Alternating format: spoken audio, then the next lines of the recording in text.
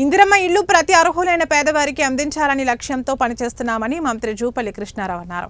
నాగర్ కర్నూలు జిల్లా పెద్దకొత్తపల్లి మండలంలో రాష్ట్ర ఎక్సైజ్ శాఖ పర్యాటక శాఖ మంత్రి జూపల్లి కృష్ణారావు సుడిగాలి పర్యటన చేశారు. పలు గ్రామాలలో అభివృద్ధి పనులకు శంకుస్థాపన చేశారు.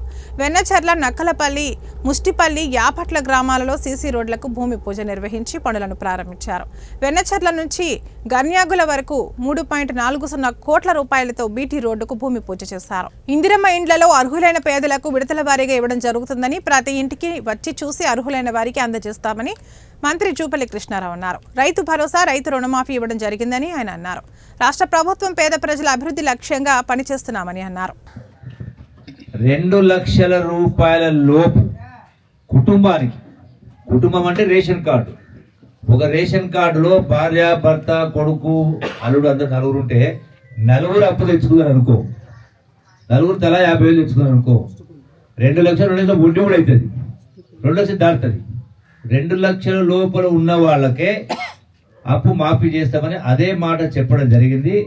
అదే మాట ప్రకారం 2 లక్షల రూపాయల లోపు ఉన్న వరకు, ఎప్పుడు ఈ ప్రభుత్వం అధికారం వచ్చిన నాటికి అంటే డిసెంబర్ 7 ఆ రోజుకు 2 లక్షలు ఉన్న వాళ్ళందరికీ కూడా మాఫీ చేయడం జరిగింది. దానికి 22,000 కోట్ల రూపాయలు ఆ రైతుల ఖాతాలో జమైనాయి.